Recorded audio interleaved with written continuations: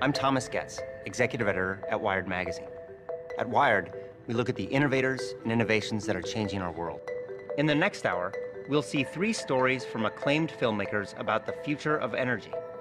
We'll explore cutting-edge innovations in how we drive, how we live, and in our first story, how we fuel our cars. They are all ideas that promise to shape the path to the world of 2050.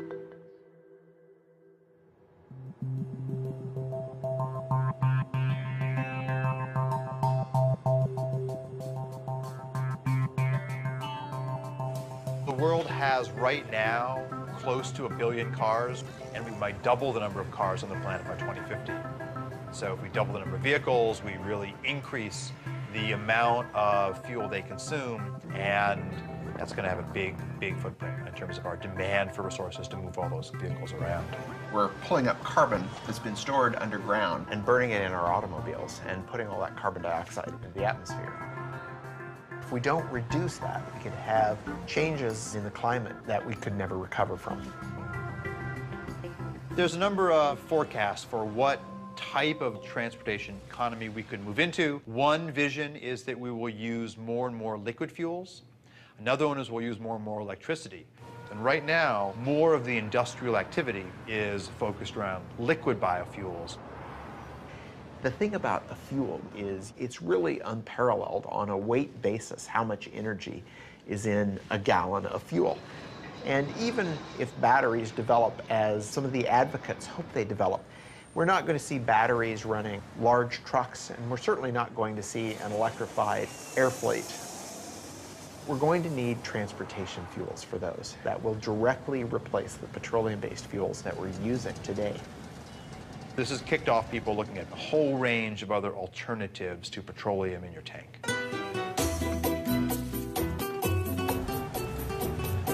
Commercial production of ethanol as fuel started in Brazil in 1975. When we started the ethanol program, nobody talked about reducing emissions. This was not an issue at that time.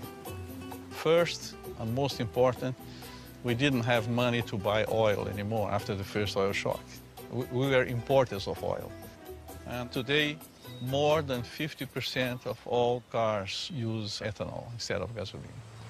Brazil made a very conscious choice to try to find a way to reduce their fossil fuel dependence, and they didn't have to look very far because Brazil's climate is ideal for growing sugarcane.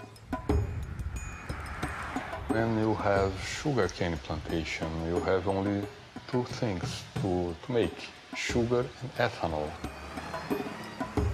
My family has been in sugarcane business since 1955. And about 30 years ago, I thought there is opportunity to make more ethanol. And now we are producing 120,000 cubic meters of ethanol. Brazil today has very close to 400 sugar mills. The overall sales is $30 billion US dollars, and this number is increasing. If you look at how they make ethanol and how efficient the process is, it's really a model for all of us. They grind the plant up, extract the sugar from the cane. The sugar goes into these large fermentation tanks, which combines sugars together with yeast that naturally produces ethanol. They use the rest of the plant to generate heat to distill the ethanol and turn it into fuel. They also use that heat to generate electricity renewably, not putting excess carbon dioxide in the atmosphere. Brazil has gotten to a point today where they're using about 40% less petroleum than they would be otherwise. But Brazil cannot supply the whole world with ethanol because they would have to cut very strongly into food production and into critical natural areas like the Amazon to make that happen. And this really boils down to the fact that there's only so much arable land, and growing fuel for our gas tanks is yet another demand on that landscape. We cannot kid ourselves in thinking that we found a general solution for the world problem. I think we will have to face the world in this way today. We have no oil in very large quantities anymore. We have no coal transformed in a clean way. In the meantime, we have to do the best we can. And the best at the moment is that they can do biofuels. Sugarcane to ethanol is an incredibly efficient process. You get out about 7 times the energy you put into growing the sugarcane. In the US, when we produce ethanol from corn, for every unit of input of energy, we get about the same amount of energy out. So we're really not gaining anything. We need a better process. We don't have to take what nature's given us. We can actually engineer plants and yeast to be more efficient, and that's the basis for a lot of the work that we're doing now. What we need to look at, though, is which of the pathways that come out of this are not only good financially, but those that are also good in sustainability. And this equation is really wide open right now. We are in a race to develop fuels. The race isn't with other countries, the race is against time.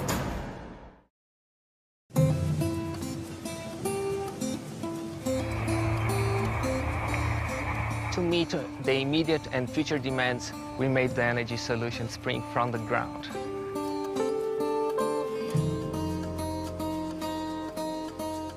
Brazil is the most efficient ethanol-producing country in the world.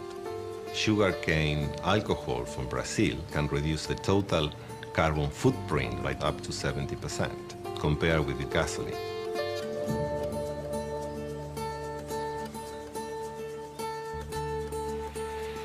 The biggest challenge for fuel providers and car manufacturers is to reduce CO2 emissions over the next 20 years.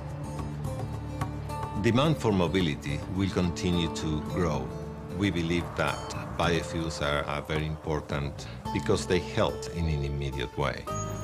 All forms of fuel are going to be needed. Hydrocarbons, natural gas, biofuels, all of them are going to be part of the energy mix for the future of transportation.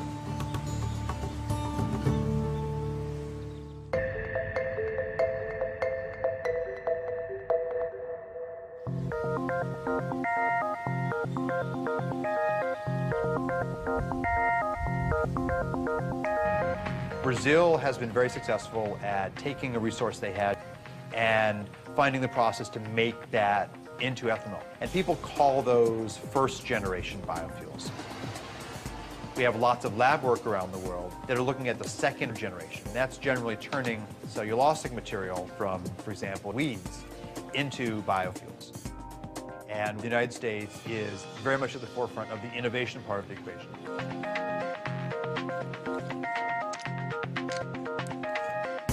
For centuries, we have been using yeast to consume glucose and produce wine and beer. We're trying to do something very similar, only we're engineering the yeast to consume that glucose and turn it into a fuel or a drug or chemical. We call this synthetic biology. And when I started in this area, many of my colleagues said, "Oh, Jay, this is great work, but where's the application? What are you going to do with these tools? Who cares?" Malaria is an enormous problem. In any one year, 1 million or so people die of the disease, and most of them are children under the age of 5. So we thought this was a great opportunity to engineer yeast to produce an anti-malarial drug called artemisinin. This drug is derived from plants right now, but it's too expensive for people in the developing world. So my laboratory engineered yeast to produce small quantities of artemisinin. Now that process is being scaled up and we'll have this drug on the market shortly, but at a substantially reduced cost. It turns out that anti-malarial drug is a hydrocarbon, and it's very similar in many ways to diesel fuel. We thought, gosh, we could turn our attention now to fuels. We could make a few changes in that microbe to turn it into a fuel-producing microbe. If we imagine that glucose is going to be our new petroleum, we need a source for that glucose. And so the crops that we're looking at are crops like switchgrass. This is a native grass that grows without a lot of water and on marginal lands, but we could turn into energy farms. The challenge, though, is that unlike sugarcane, it's very difficult to get the sugar out of that biomass. So we use what we call a pretreatment process to extract the glucose from the plant, and then we feed that glucose to a yeast that we've engineered to produce hydrocarbons. And that yeast takes in the sugar and it changes its composition and gives us this high-energy molecule. They float to the top, you skim them off, you put them in your tank.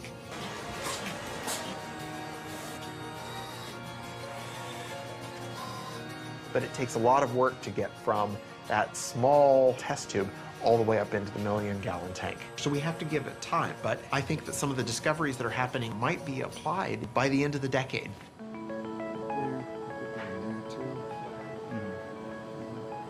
In terms of a sustainable equation for the planet, the role of biofuels is quite tricky.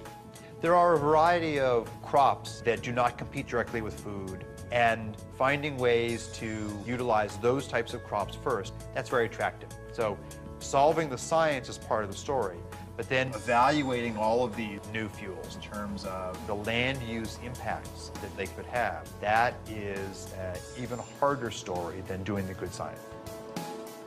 Imagine that you could have one process that could take in sunlight and carbon dioxide and turn it into fuel. And imagine if that didn't involve growing anything at all. The synthetic biologists are trying to take plants and make them do things that they wouldn't normally do. On the other hand, materials chemists like myself want to do artificial photosynthesis to improve on the process that nature does in real photosynthesis.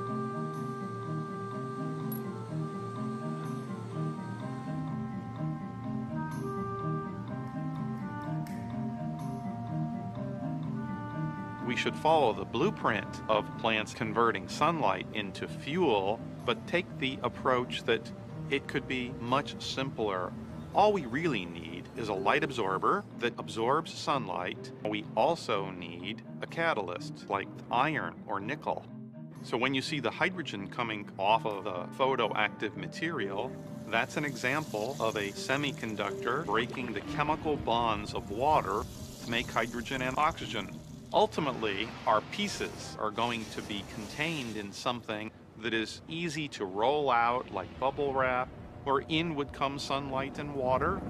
You would vent the oxygen to the air, but the bottom would wick out your liquid or gaseous fuel that then you could collect and use for our cars and planes and storage.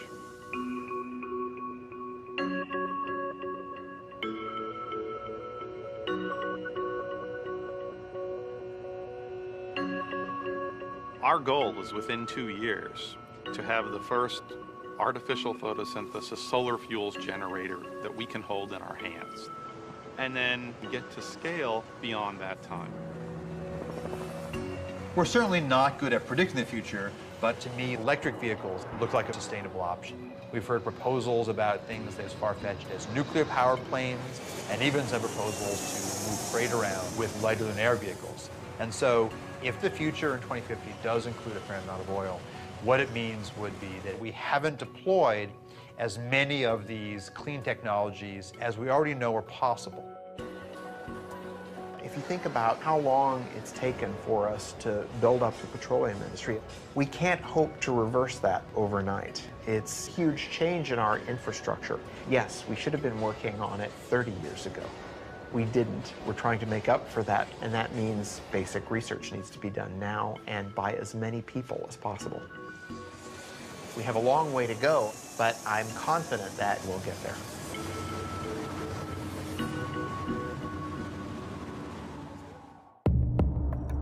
In the future, 3D maps are going to help people get places more efficiently.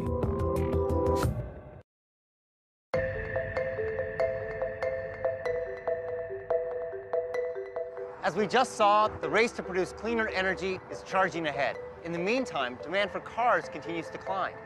By 2050, it's predicted there'll be 2 billion cars on the planet, and fuel consumption will have tripled. To keep pace, we'll have to radically change the way we drive. Here's our next story, Driven by Design.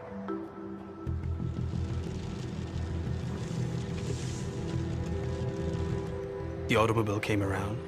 In many ways, it was the future. We thought of it as one of the more positive changes that had happened to society. Suddenly, our ability to get a job changed. We can live farther away with bigger plots of land, with better quality of living. It all looked quite good. But there are limitations to swearing by the car. If it gets congested, your quality of life drops immediately. To spend so long in the car, it's very inefficient use of fuel consumption. Things start making sense all of a sudden. It doesn't bring you closer to where you want to get. It actually sometimes brings you farther. The average American spends nearly 300 hours a year in their car, 38 of them stuck in traffic. Annually, congestion consumes over $1 billion in gasoline in the United States alone. The inefficiency caused by traffic, both financial and personal, is enormous. Dirk Sheehan and Carmen White's story is not that unusual today. Dirk works an hour and a half away in Warrenville, Illinois. Generally, he wouldn't leave work until 6 or 6:30, and I would say a usual time for him to get home is around 8. Usually when I wake up, I'm the only one up. Sometimes the kids wake up with my routine. More often than not, I don't see them in the morning. I think about my commute when I wake up. I check the traffic report, see if there's any delays. The worst case scenario, it takes me 2 hours to get to work.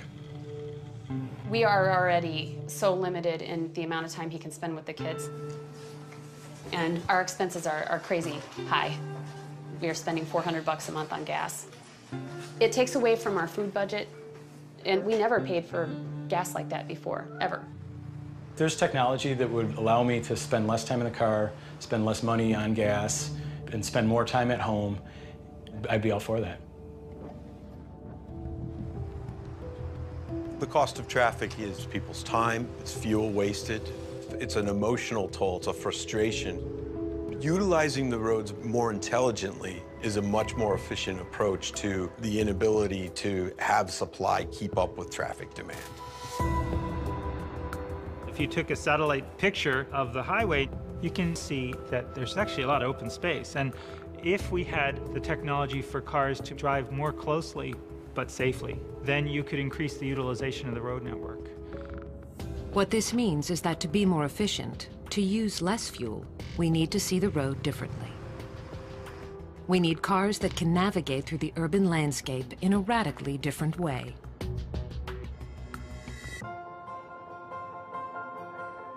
Maps in the future are going to be able to help people get places either more safely or more efficiently. Today, it just helps you get from point A to point B.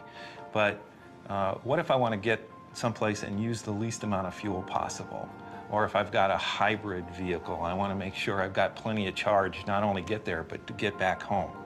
So information that is going to help people achieve the more efficient or the safer route is more detailed information about the road than a lot of people realize is possible to collect today.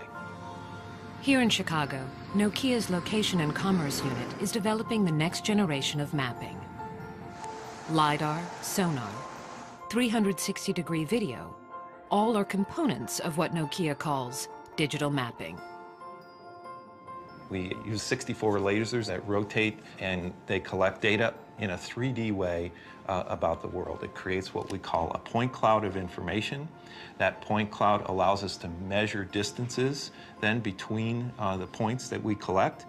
That system combined with the cameras with higher precision location detection through inertial measurement units, that whole data system allows us to collect 1.3 million points of data per second.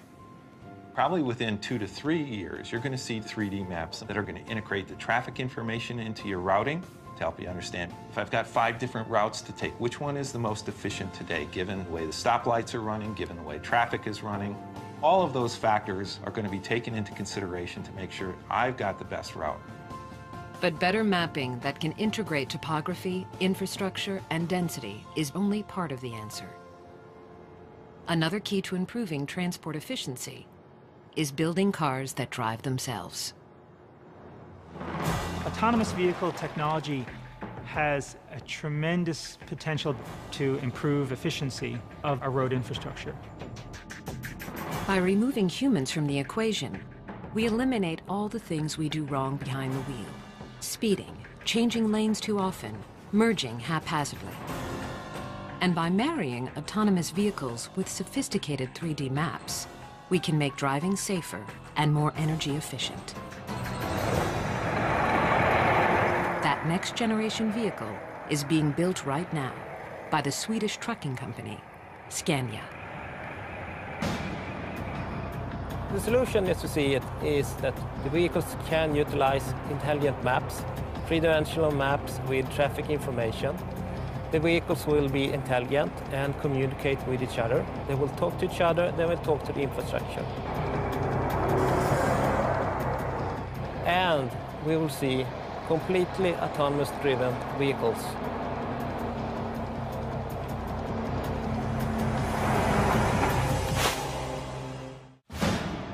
The goal was to have multiple robots and see if they could go 60 miles fully autonomously.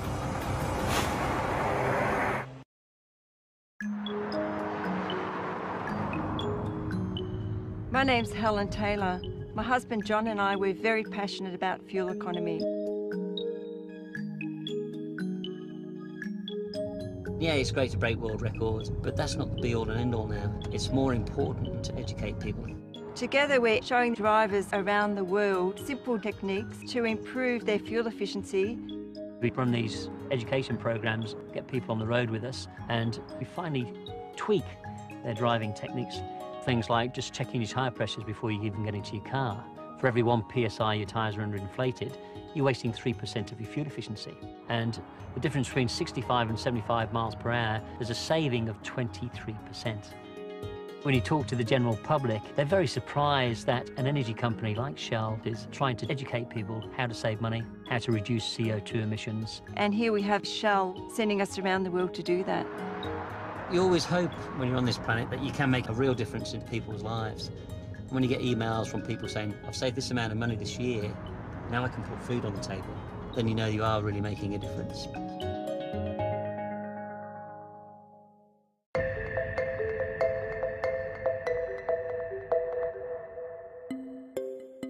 By displaying traffic density in the urban infrastructure in a revolutionary way, 3D digital maps will help create a more fuel-efficient future.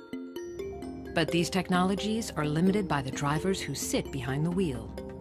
Some believe that for cars and trucks to be truly energy efficient, they will need to drive themselves. The technology is coming into play through sensors and capabilities for cars to drive autonomously. In 2007, the United States Department of Defense held a competition to see if a completely autonomous self-driving vehicle was possible. DARPA stands for the Defense Advanced Research Projects Agency. They held a competition to develop self-driving robots that could drive themselves in traffic. The goal was to have multiple robots, turn them loose on a course, and see if they could go 60 miles in 6 hours fully autonomously. Driving may be one of the most complex things we do every day. Drivers make dozens of decisions at any given moment. One study found that drivers were exposed to over 1,300 items of information per minute. We make so many decisions when we're driving without even thinking about it. So in creating our vehicle, a great component of the enterprise was developing software to handle lots of sensors, feeding lots of data, and generating a bunch of potential paths that the vehicle might follow. And even though the robot doesn't have the ability to predict the future, by using this fast random path generation, the robot could anticipate a potential accident and choose a path to avoid it, because it's always thinking about what things could the car do next. No one expects millions of cars driving themselves anytime soon. But there is a place where self-navigating technologies are being optimized to create the vehicle of the future. We are on the Scania test track outside Stockholm, where we have basically, it looks like a highway, but it's a separate test track where we conduct our own experiments. Scania, the Swedish trucking company, has recently begun testing its next generation of long-haul truck. Utilizing radar, sonar, and intelligent mapping, they've been able to drastically reduce fuel consumption. We have this example with platooning, where we make use of the reduction in air resistance or air drag that you get from driving close to each other with heavy-duty vehicles. And in order to control this, you need to know where the other vehicles are, where their position, their velocity, their actions in the near future. And to be very close to the vehicle ahead of you requires that you have very accurate control. If you look at robotics broadly, there's a wonderful set of research on people looking at schooling of fish and trying to develop the ability for robots to work together like that. So there are wonderful examples from nature of how cooperation can lead to more efficient resource utilization. You can see it when people are competing in Tour de France. They platoon to reduce air drag. They are not bicycling behind each other that close because it's fun or because they are racing. It is because they are reducing air drag, sitting behind the man who is leading. A truck traveling 55 miles per hour expends half its energy just to move the air around it. At 65 miles per hour, that number jumps to almost 2/3. Even if platooning can reduce the energy used by 10%, the savings would be substantial. If a vehicle in front of another vehicle wants to brake, it immediately sends out the brake message to the other vehicles, so they actually brake at the same time. The way we do this is we have an automated system. So now, for instance, if I take my feet off the acceleration pedal and turn the system on, the velocity is automatically governed by getting information from the vehicle ahead through its wireless system. We want these vehicles to maintain a short relative distance. So through this system, we can reduce the fuel consumption by utilizing the air drag reduction by 10%. And 10% would mean you will be able to save approximately 8,000 euros per single heavy-duty vehicle per year.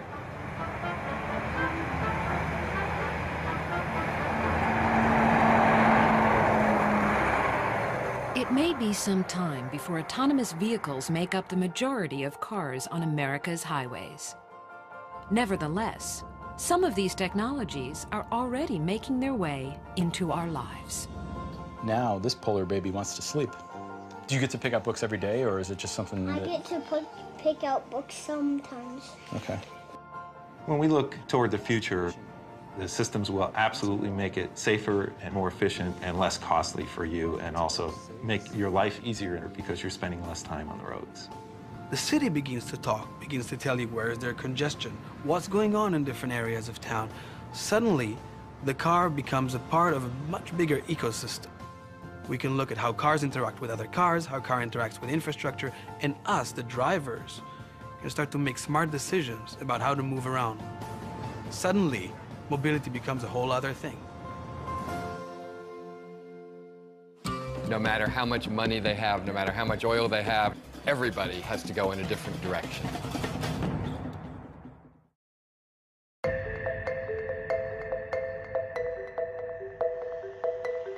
We've seen that changing the way we drive can improve transportation efficiencies. But what if we change the way we build and live in our cities? That's the subject of our next story, Searching for Utopia.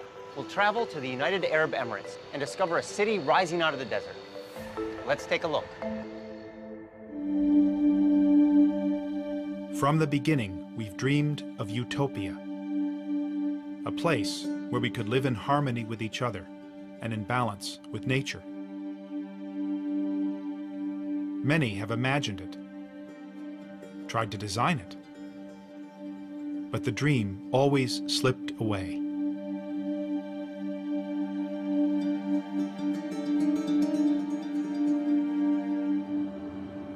Then I heard they were building a new city called Masdar, near Abu Dhabi, in the Arabian desert. It sounded like an unlikely place for utopia, and I wanted to see it.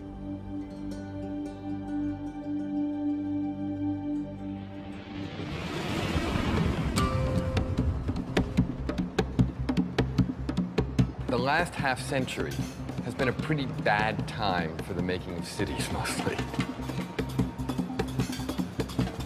The natural tendency has been to accommodate to the automobile more than anything else. Try walking around Abu Dhabi. It's impossible. You have to take a car everywhere. Dubai, the same thing. They are among the least pedestrian-friendly places in the world. They are not green by any other measure either. And these are not easy things to fix.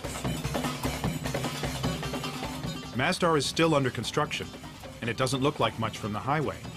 But they claim it's going to redefine the way cities are designed, built, and powered. Masdar City in Abu Dhabi will be the city of the future and the role model for the world. Once you see what they've envisioned for this utopian city, it's very impressive.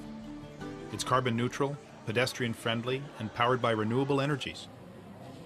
But I do notice we're going to have to change our relationship with cars. Welcome to Masdar City. أهلا بكم في مدينة مصدر. We are driving in the bowels of Masdar City in an electric transportation system. It's slightly unnerving to sit in this for the first time. And where are we going? The first big move the architects at Foster and Partners made was to put all transportation underneath the city, leaving the streets of Masdar totally free of cars. The place reminded me of a medieval city, and actually, many design elements are adapted from ancient Arabic towns and villages. It's all about looking back into history to move forward. There's some very, very simple ideas that have a huge impact. This is a pedestrian zone, there's no cars here. This has enabled us to push our streets together to take the advantage of the shade, channel the cooling breezes through. The whole scale here is based on the human being, it's not based on the motor car. As soon as you lift up the pedestrian plane by 7 meters, you've suddenly captured this breeze. What you can see here in the balcony is we've got a modern interpretation of an ancient Arabic screen. What we must avoid is direct sunlight hitting any piece of glass. As soon as the sun hits the glass, the heat's transferred into the building and we have to use more energy to cool it down. Can this really make all that much of a difference? Yeah, absolutely. For example, downtown Abu Dhabi, 60-meter wide streets, black asphalt, mirrored, reflective buildings, no relief from the sun. On a day in September, the air temperature in both places was 39 degrees. In Abu Dhabi, the temperature measured at the asphalt was 57 degrees. In Masdar, the temperature measured on the ground is 33 degrees, so we've actually lowered the air temperature. We're trying to do as much as possible with as little as possible. These simple design moves cut air conditioning needs by 60%. But this place is also technically very sophisticated. The roof panels not only provide shade, they also generate electricity. And the walls themselves are made of glass-reinforced concrete, literally sand taken from the desert. Everything here is geared towards maximizing energy efficiency. Masdar does represent a whole different value system. It represents an acknowledgement that eventually everybody has to go in a different kind of direction. No matter how much money they have, no matter how much oil they have, no matter anything else. All of the cities here in this part of the world have come out of nowhere. There was nothing here not so long ago, except small settlements in the desert. And then all of this oil and all of this money, and suddenly, you know, wham, these cities started popping up. But they sprung up in a false love of a Western model that was already out of date. The model of the late 20th century automobile-based, energy-hogging city.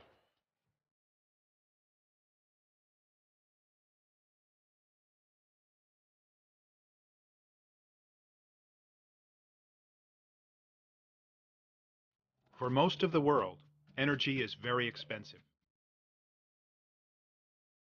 But the United Arab Emirates is sitting on 10% of the world's oil. And energy is cheap. So cheap, you can run a ski slope in a shopping mall and build the world's tallest skyscraper. But even here, cheap energy won't last forever, and the people behind Masdar are determined to find alternatives.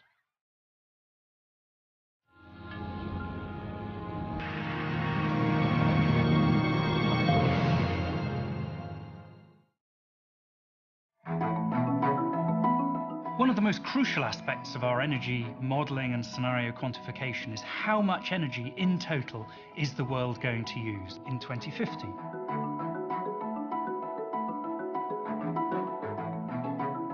The Scenarios team is a bunch of people with rich imagination, I would say. We have political scientists, economists, geopolitical experts. Really, we try to simplify the complexity all around us. We in the Scenarios team are currently putting a lot of attention into cities and city development.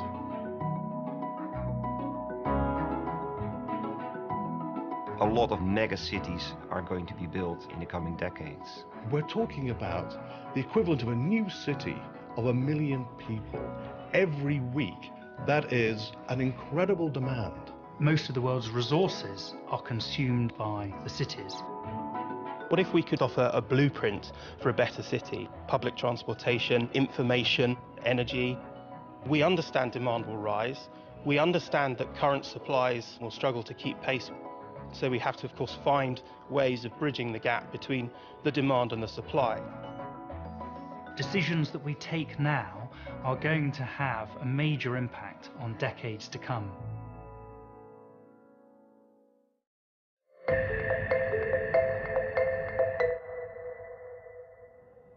There's enough oil under these sands to last 150 years. But fundamental to the Masdar ideal is getting energy from renewable sources, from geothermal and wind, and most of all, from a source they have in abundance in the desert, the sun.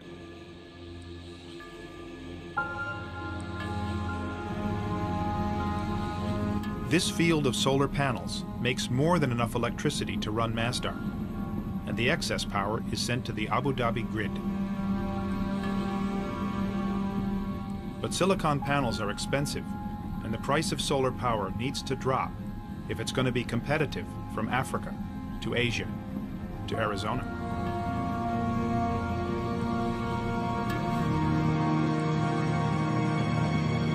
In the future, Masdar hopes to get energy from this prototype called the Solar Beam Down. Using highly reflective mirrors, the solar beam down may generate power more cheaply and ecologically than silicon panels.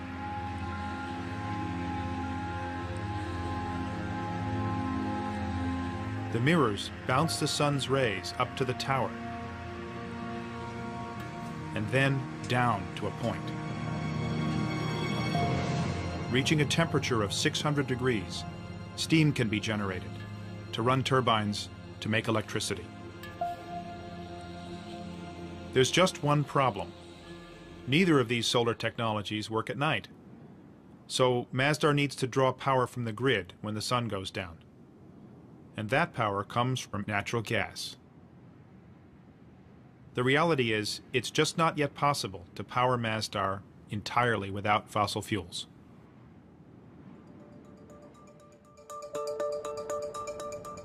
The great challenge with Masdar will be, how do you make it a place that will not be just this ideal city that no other place could actually aspire to because it doesn't seem real? What Masdar has to be is a laboratory that develops things that then can be applied in existing cities all around the world, because that's where it will pay off. There's no payoff if it's just about itself. The payoff is, how can everything it's trying to do matter in the rest of the world? Right now, there's only a store, 2 restaurants, a bank, and a few hundred students living here. It's too early to tell if Masdar will work as a city when it's finished. but much has been achieved. They are carbon neutral and largely powered by renewable energies. Solutions here won't work everywhere, though. Many cities are in cold climates, and cooling is not their energy problem. They need to let sunlight in, not keep it out. Cities like Los Angeles or Houston are built around cars. Can Masdar's lessons be applied to them? Still, it's a step in the right direction, and it's impressive that this step is being taken by a country that doesn't need to take it. I met a guy who said actually they did need to take it. He took me to the desert to explain. God says, وَعَرَضْنَا الْأَمَانَةَ عَلَى السَّمَاوَاتِ وَالْأَرْضِ وَالْجِبَالِ. God talks about man's place in the universe, that this world is a trust. And God offered this trust to the mountains, to the heavens, to the land, to earth.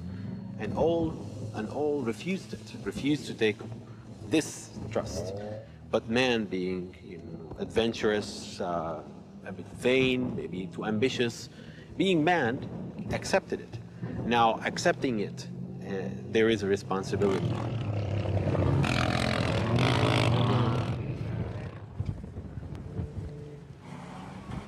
Taking responsibility isn't always easy. Utopia may be unattainable, but we must reach for it. And Masdar does give us a clue to what cities will be like in the future. They may not look quite like Masdar, but they will be shaped by the same concerns, by energy, where it comes from, and how it's used. The way we've been building cities lately is unsustainable. We can't go on building them that way. But to say that we can't build cities the way we have been building them doesn't mean we can't build cities in the future. In fact, we have to build cities. Cities are the essential statement of human civilization. So we will continue to make them. But we have to make them in a different way.